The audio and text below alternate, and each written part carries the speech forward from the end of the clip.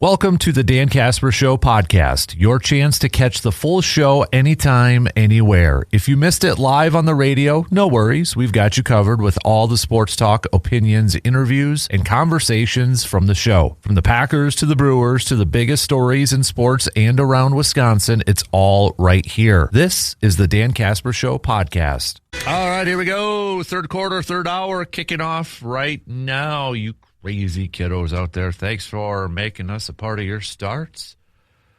You should be up and at it. It's 8 o'clock, all right? Unless you third shift or worked late, then I totally get it. So, but yeah, thanks for hanging out with us, tuning in. Still, man, is it still that foggy out there? Because I'm looking at, so I got a window right to the wax studio, and it's got the sky cam from WEAU 13 on there, and it's just gray. So I'm assuming that means it's still foggy as all get out. I should probably just walk out of the studio and go look out there. But if it is that foggy, hey, be careful. All right, be careful. We're gonna chat with RJ Cardinal coming up in just a little bit. So we'll talk to him about the new AD, potentially some names, what's he hearing down in Madison, recapping the Badger men's hockey team. Falling in a national championship to Denver. We got Austin Rapp. That's coming back to Wisconsin basketball. So plenty of Badger stuff to hit up with Mr. RJ Cardinal. That's coming up in about 15 or so minutes. We'll get back to some more Brewers talk here this morning as we get set for the series opener tonight, taking on the Blue Jays. So what else do we got on the docket here? We're gonna do some sports confessions, but I need you to send me your sports confessions. Have fun with it. Make it appropriate. You're like, man, you know what? I gotta confess my sports sins. DK, I gotta confess. I didn't wear my lucky boxers or something like that, and that's why the Brewers got swept by the Nationals or something like that. Let's have a little fun with it, okay? We as sports fans, we are very superstitious. May not think you are, but you are. But you are. Some of your, I'm not saying, but I'm just saying. I'm not saying blank, but I'm just saying blank. It is also a Toys and Ford Grind My Gears Tuesday. So what is grinding your gears? You know what is grinding my gears? Cancer. Dickie V. Dick Vitale, the great Dick Vitale, announcing he has cancer for the 5th time. Melanoma diagnosis. He announced he has melanoma in his lung and liver cavity, but this will be the 5th time. He has beaten melanoma already. He's beaten lymphoma. He has beaten vocal cord cancer. He has beaten lymph node cancer. He said in a statement yesterday, I'm 4 for 4, and I'm fully confident I'm going to make it 5 for 5. I flipping hate cancer. I think a lot of us, maybe all of us, unfortunately, have had to deal with it in one way or the other, whether it was a family member, a friend, or anything like that. But this, it's 2026. We got to figure out a way to knock this opponent out and get rid of this thing, this disease. But a 5th time, I hate that C word. I hate it. It grinds my gears. But Dickie V, man, going up against it for a 5th time. Oh, yeah, let's go 5 for 5. Let's go 5 for 5 for Dickie V. But yeah, that's grinding my gears, and it grinds my gears every single day when I see a sad story about that. Man, I hate cancer. I hate it. Hate it. Hate it. All right. If anybody else has something maybe different when it comes to Grind My Gears Tuesday, let me know, okay? Send it on over. But, again, Brewers-wise, they're going to be back at it tonight, hopefully ending their losing streak. Maybe that's what's grinding your gears, that they don't get that losing streak up to 6. We get the Miz kid for his 4th start of the season. Should be another good pitching matchup, though. We got Kevin Gausman going for the Toronto Blue Jays as well. So we'll get back to previewing that, but 4th start for the Miz. I'm hoping that we see, once we get, maybe he's got a little bit of a stamina issue. Hopefully the fundamentals don't completely fall off the rails. But then the walks start to creep up for him. I think when we look at the first 3 starts of Jacob Misiorowski so far this season, that's probably the thing we can nitpick or kind of scrutinize and kind of critique is when that stamina maybe starts to go down. That's when the mechanics start to flail off, and that's when the walks creep up, and that's when it kind of falls off the rails for Jacob Misiorowski. But overall, in the first 3 games, I think you got to be satisfied and you got to be happy with what we have seen from him so far. And I hope he can continue to do that. It's just when he gets to that point, when that stamina starts to creep in, how do you combat that? How do you kind of just like take a deep breath, relax the emotions, dial it in, grind through it, get through that inning? I think that's another step that Misiorowski has to take. And Brewers offense going up against Kevin Gausman, who has 26 strikeouts this year. To compare, Misiorowski got 28. So, can this Brewers offense get back on track tonight? You look at we went through some of the numbers, and I'll revisit those a little bit later on with this Toronto team. But from the pitching standpoint of things, they strike out a lot, but they also, they give up some runs. So which Brewers offense is going to show up? Which Brewers, are they going to be able to put up, a decent amount of runs against a very good pitcher tonight? Or is it going to be like what we saw the last few games? Couple hits, no run support for Jacob Misiorowski. Who's going to step up? Who's going to kick it into gear? Especially no Christian Yelich. I would assume Christian Yelich not going to be in the lineup. Let's go.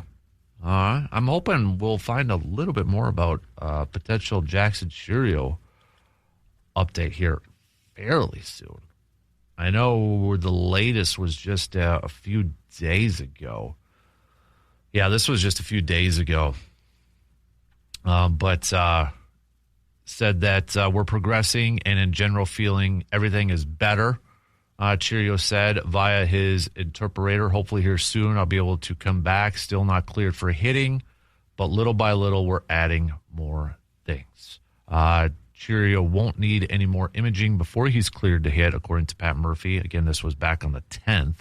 At the moment, the medical staff is most worried about the force that would be applied to Chourio's hand on a check swing, so they ordered more time. They're satisfied with the rate it's healing, and there's no reason for it to stop. So, man, would really like to get Jackson Chourio back, especially with no Christian Yelich in the lineup, right? So, dang. Yeah. Maybe I'll save this for after we talk to RJ. When is the time running out for Joey Ortiz, do you think? Because we are seeing David Hamilton getting some starts at shortstop, but David Hamilton is a very, very good defensive infielder too. That guy has got a cannon. If you haven't been watching some of the games or you haven't seen some of the clips, that dude, he has got a strong throwing arm. And he can cover some range too. The versatility that he brings from third to second to short. And we've seen him getting some starts ahead of Joey Ortiz. Obviously with Cooper Pratt kind of waiting in the wings here too. When is that time coming? Is time running out? Right now, Joey Ortiz, when you look at it from an offensive standpoint, he's hitting 220. His career average right now is 233. Okay? His slugging right now is only a 220. His OPS is only a 475. He's a career 644 in his limited career. But at what point does time run out for Joey Ortiz? And more opportunities for him. I think it's getting there. I think it's potentially getting there, to be to be real. But I don't know. Clock is ticking. All right, let's take a break and we'll switch gears and talk some Badgers with Mr. RJ. Lots to get to with this Chris McIntosh news. What are some names that maybe he would like to see?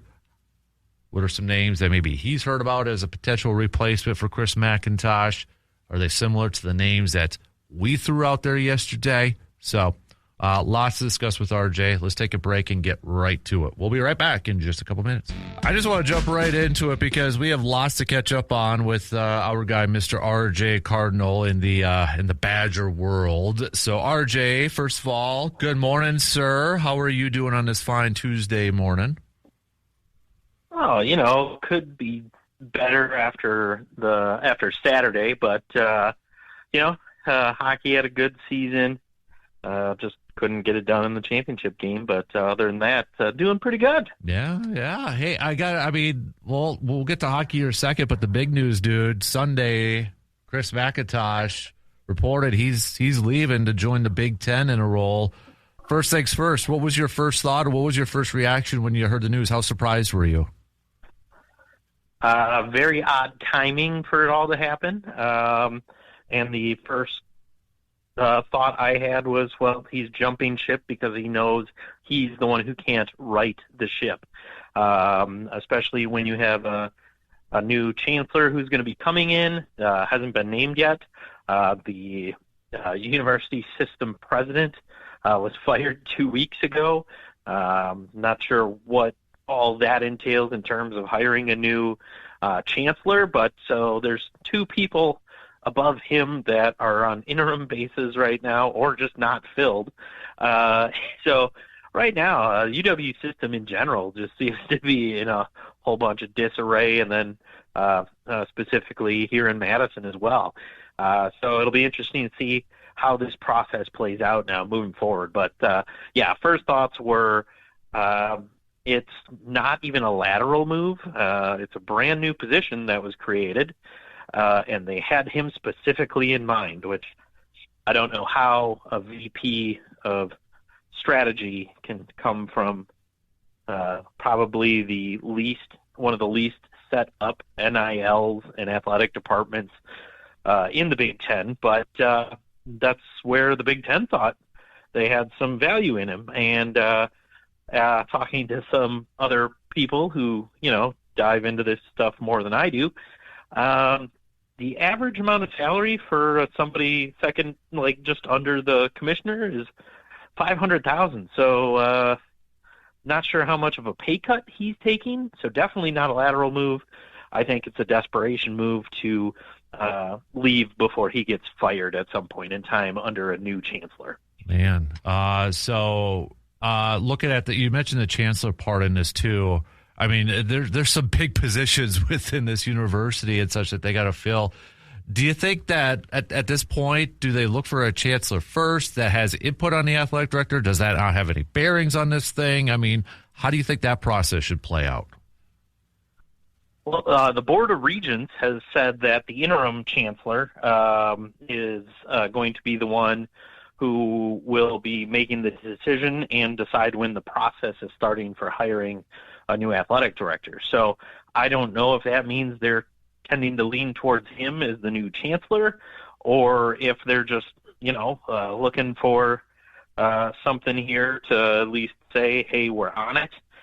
So it's all like really weird on how all this timing is going on. But Jennifer Monken, the outgoing chancellor, is done at the academic year, late June, I believe, or maybe she's even gone in May still. So the one person who seemed to be backing McIntosh is gone. You're going to have a new chancellor who, much like when you get a new AD or a new GM in pro sports, a lot of the times they want to hire their own coach. So new chancellor might want to have different ideas for the athletic department. Hopefully actually ideas that are paying attention to the athletic department, because quite frankly, it didn't seem like Jennifer Monken really cared about it. It's odd that when she leaves UCLA, UCLA starts to rebuild their athletic department for the better. So hopefully Wisconsin can now do that moving forward. But yeah,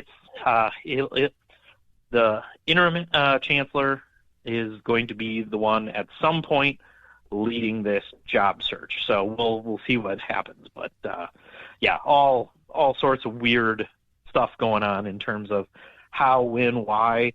Then you have the whole thing of if it is an interim chancellor, what kind of AD is going to take that job, not knowing their future boss. Right. So it's all just kind of a weird timing thing, and yeah, especially when it's effective immediately in terms of a resignation. I think it's more or less he decided to quit, and they decided, well, you don't need to be here anymore. So just turn in your resignation. We'll see you later. Bye. Gotcha. Interesting. So I want to throw a couple names your way here first, but let me ask you this. Would you like to see an athletic director that comes in that is a part of the Wisconsin family, that maybe knows what Wisconsin, from the limitations or the good things or the positives that it brings? Or would you like to see maybe somebody from the outside that just brings a completely new perspective and a fresh voice to the athletic department? I think I'd like to see somebody like Pat Richter come in, where, he was a Badger, and you don't necessarily have to have gone on and played pro football or pro sports, whatever. But he was a Badger. After his pro career was done, he worked as VP of personnel for Oscar Mayer for almost 20 years, and came in to really be more of a business side of things. He had to make the tough decisions to cut sports. He had to make the tough decisions to get Wisconsin back in the black. So give me somebody with Wisconsin ties who isn't necessarily working in athletics, because right now you are dealing with personnel. You are dealing with the NIL money on how to divvy that $20 million that's part of the revenue share. You are dealing with the actual business side of it now. So somebody who understands but isn't necessarily a career athletics person. Give me somebody who is a career business person to come in and help make those financial decisions, and somebody with a little bit of a name recognition, so those donors can start coming in with more money based on, hey, I remember this person when they were here. They did a great job, and I'd like to help them get Wisconsin back on track. So I'm going to give you a couple names that have Wisconsin ties, and I just kind of want your analysis. Such. Let's start off with, from Notre Dame, Executive Deputy Athletic Director Mario Morris. And you talk about that. His background is finance and a lot of business stuff, and he was with Wisconsin, obviously, before going over to Notre Dame. He led, a lot of the budget and that sort of stuff. I mean, you probably already know all this, but what about Mario Morris? Would that be somebody that would intrigue you? Yeah, I mean, like you said, he's on the financial side. Like right now, that's what you need. Like they would be a great candidate solely based on, and it turns into a money manager. Like, if you think of like the Packers, we need to find our Russ Ball, right? Mm-hmm. Oh, good. That's a great comparison. Give me the person. Yeah. Yeah. But our Russ Ball is going to be the head guy. Or if the head guy is just the figurehead and it's like, hey, that's like Elroy Hirsch. Elroy Hirsch was a figurehead AD. He was the guy who was getting people to donate all the money. Then he hired people to do everything else. Like, if that's not your AD, I'd be a call to be like, hey, I need you as my number 2, and as I'm doing the glad handing, kissing babies, handshakes, all that kind of stuff, I need you doing the dollars. I need you crunching the numbers, making sure stuff is going to work out as the money's coming in. But that'd be a good one. Let's go through the other. Now, these have a little bit more of like athletic directors, the current athletic directors right now. Sean Frazier, currently at Northern Illinois, has been there since 2013, but he was deputy AD with the Badgers from 2007 to 2013. Yeah, I met him a few times while he was here. A great guy, good sense of athletics and all that kind of stuff. I guess he helped move Northern Illinois into the Mountain West Conference. So some weird kind of things there. That's going to be a lot of spending for them. So I'm not sure if, hopefully they got enough money to go travel to Boise every year and all that kind of stuff in their sports. But, that's football only, I guess. But still, like the guy, he understands Wisconsin. He was here under Alvarez. And was that partially Pat Richter? I can't remember when Pat Richter retired in what year. But I like Frazier, good sports guy, good sense of how to run an athletic department. But I'd have to probably want somebody at a higher level in terms of NIL, just because I'm not sure what exactly Northern Illinois' experience is in actual pulling the donations and getting enough money to get some players in there. But wouldn't be a bad choice. Just would be looking for somebody with Power 5 experience over Frazier. So maybe that takes away this one, but she also has spent a lot of time at Wisconsin and was on a lot of committees in the NCAA and the Big Ten Conference. She's currently the athletic director at Idaho, Terry Golick. I actually loved Terry Golick when she was here. She basically was told the women's programs are yours. So she basically was the women's athletic director back in the day. And yeah, like you said, she's worked on almost the NCAA level, the conference level, and in terms of an AD. I actually think she'd be a pretty good pick. I know she's up there in age, probably getting a little more towards retirement than getting a promotion to come on back to Wisconsin. So not sure how long that would be, but maybe that could be a pick in terms of, I'll be there for a couple of years, not really caring who your boss is going to be, and I'll help maybe transition somebody into the role, and you go ahead and hire somebody under her who will be under her wing, or she's there until whoever the new chancellor is feels it's time to move on, or she feels it's time to move on to retirement.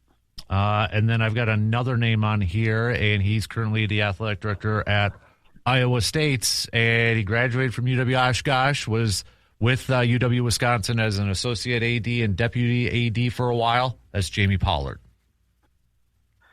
Yeah, he'd be a good pick too. But it is one of those.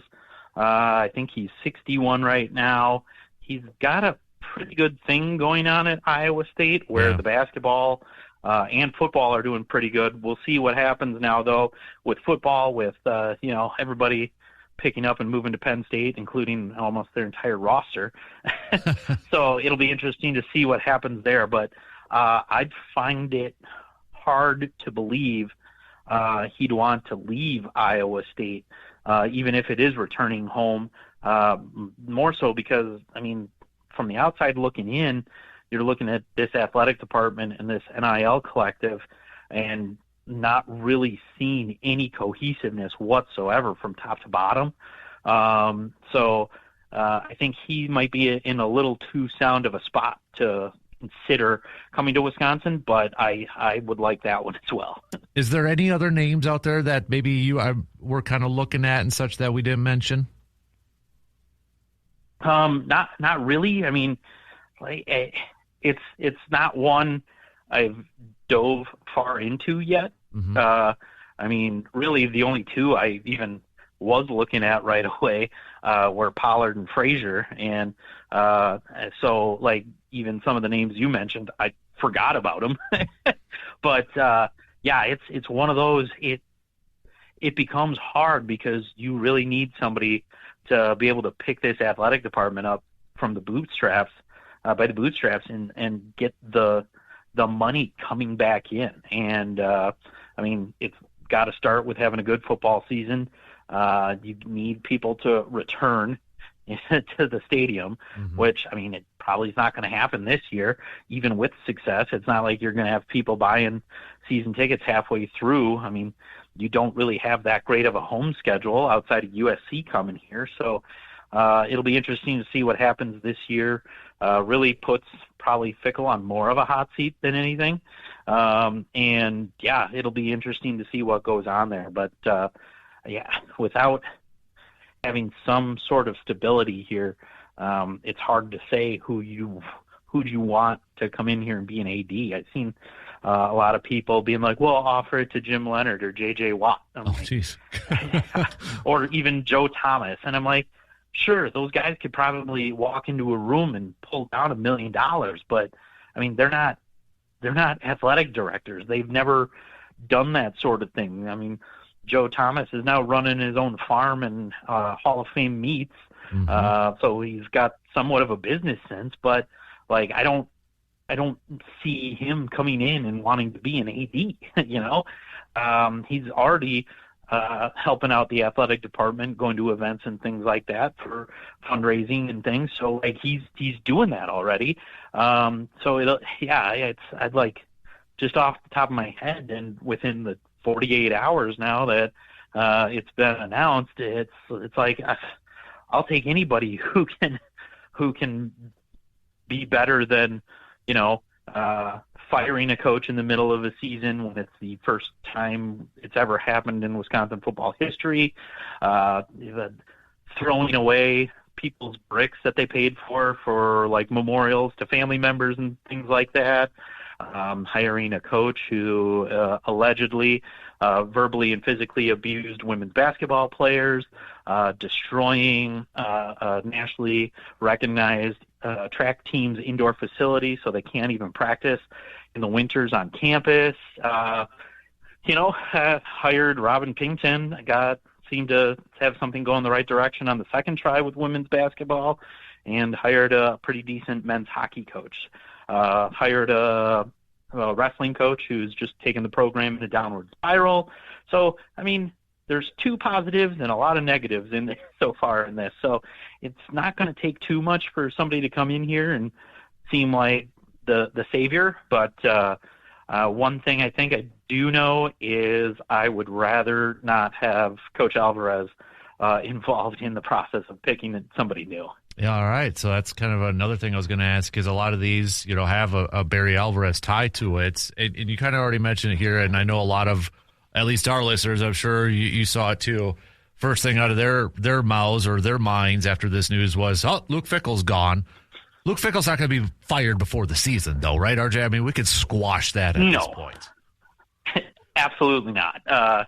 No, he'll be coaching this year, and I think now, I guess, even with a qualifying for a bowl, I don't know if that alone will help him keep his job. I think it now puts more pressure on him to have a better season than we were talking about before, you know, where it's like, hey, get to 7-5, make a bowl game. That's a good step forward.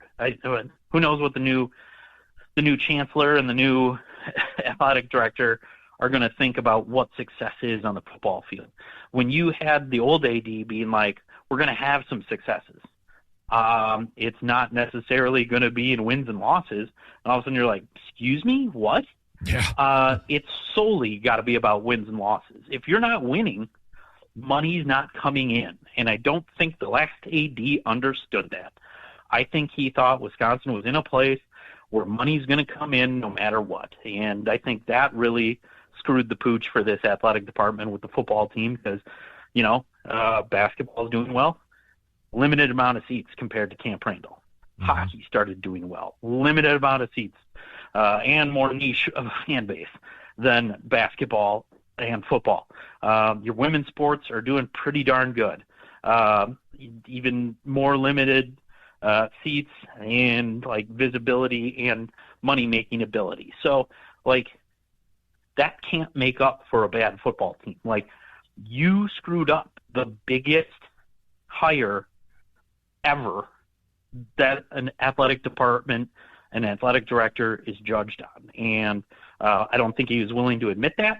So, yeah, it might be much more of a hot seat than it was 2 days ago. Interesting, man. This is going to be fascinating to kind of play out and such. RJ going to hockey, which I thought would kind of lead off our conversation here this morning, but men's team getting to that national championship game against Denver and such, just fell a little bit short, heartbreaking fashion. But when you look back at this season, I know we talked a lot about it. I mean, there's a lot of positivity with this season, right? Oh, absolutely. That little 6-game run where they went defeated, they had injuries to their top 2 centers. They had injuries to 2 of their top 4 defensemen. Injuries to goalies. So they had a 3-week run there where it wasn't good. Outside of that, you finished the year 8-3, went on a run in the NCAA tournament, made the finals, outskated and outplayed Denver for the first 2 periods, and then that third period started, and they just started dumping the puck in the offensive zone and would not really continue the game plan that got you a 1-0 lead in the first 2 periods. Now, they went up against the statistically best goalie in the NCAA in the championship game, but their whole run to the NCAA, you faced the number 3 goalie, the number 10 goalie, then in the semifinal, you faced the number 5 statistically best goalie and the number 1. That's a tough run to get through. The Denver goalie stood on his head after letting 1 goal in and 30 some odd shots on goal. Wisconsin ultimately in that third period, dumping the puck and packing to play some defense. I think they played not to lose rather than win. I think had they ran the same game plan of just keeping the puck in the offensive zone, trying to keep peppering that goalie, could have ended up 1-0 win for Wisconsin. But right now, it is what it is, and looking forward to next year because even that run can help with recruiting and things along those lines moving forward. So looking forward to see what happens next year, and great season overall for Wisconsin. Yeah, no doubt. I think maybe right now when you look at all the programs and such, it might be the men's and women's hockey programs that are maybe feeling the best or feeling the most confident currently and maybe in the future. Would you say that's accurate? Oh, yeah, I think you could say that. Up until I'd say the same thing for volleyball. Oh, yeah, volleyball. And, yep. And men's basketball, it's not like they're a bad team. They're just, not figuring out how to win in the first weekend of the NCAA tournament. So, it's hard to look at that team who's averaging 20-plus wins a year and say they're too bad, So, those are your 4 programs. But one of those needs to be football in order to make this thing work. Mm-hmm. If money's not coming in on football, NIL is not going to work. That rev share, not going to work. Right. Need to take care of that and hopefully get stuff in place to have football be back up there with those 4 and be a school that can, have the extra sources of income from the non-profit sports that, help pad the numbers a little bit. He's RJ Cardinal, our Badger analyst. Anything? I know we had a lot on the AD talk and such, but anything else that you wanted to throw out there before we let you go this morning? I don't think so. Oh, Austin Rapp's coming back, Austin Rapp, yep. We got at least 2 guys on the roster for next year. Yeah, right. Did I see Blackwell's taking a visit with UCLA? Yeah, because, having a chance at winning the national title really screams out when you go visit UCLA. So, so we'll see. Yeah, no kidding. So, all right, RJ, hey, thanks for breaking it all down, man. And I'm sure we're going to be talking a lot more about this AD search once we find out some more rumors and such on interviews and that. So we appreciate it, man. Enjoy the week, and we'll catch up with you again soon, okay? Sounds good. We will talk to you later. You got it. There you go. There's RJ Cardinal. Good stuff as always with our guy breaking it all down for the Badgers. We got to take a quick break, but we'll be right back after these few words.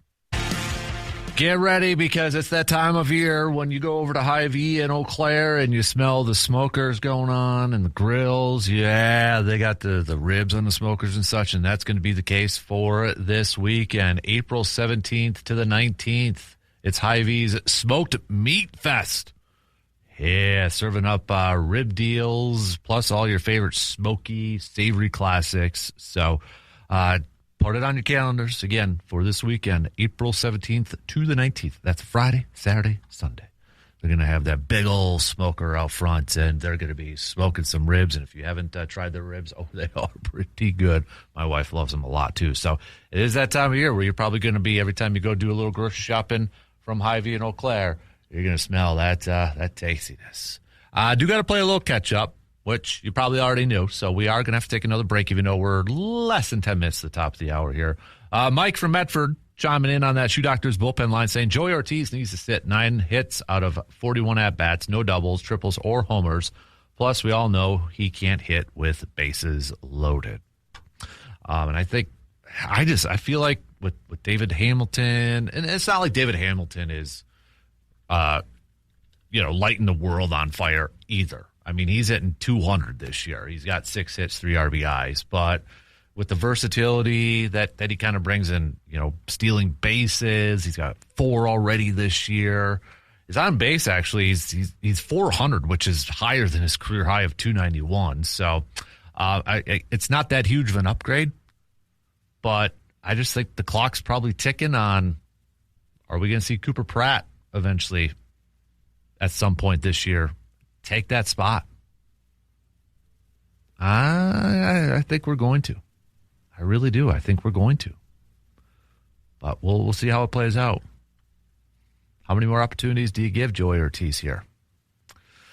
So, okay. Like I said, we do have to take a quick break here, but coming up in the next hour, hit me up with your Grind My Gears Tuesdays. Okay, text them on over, 715-830-1912. Also, your sports confessions and your I'm not saying, but I'm just saying.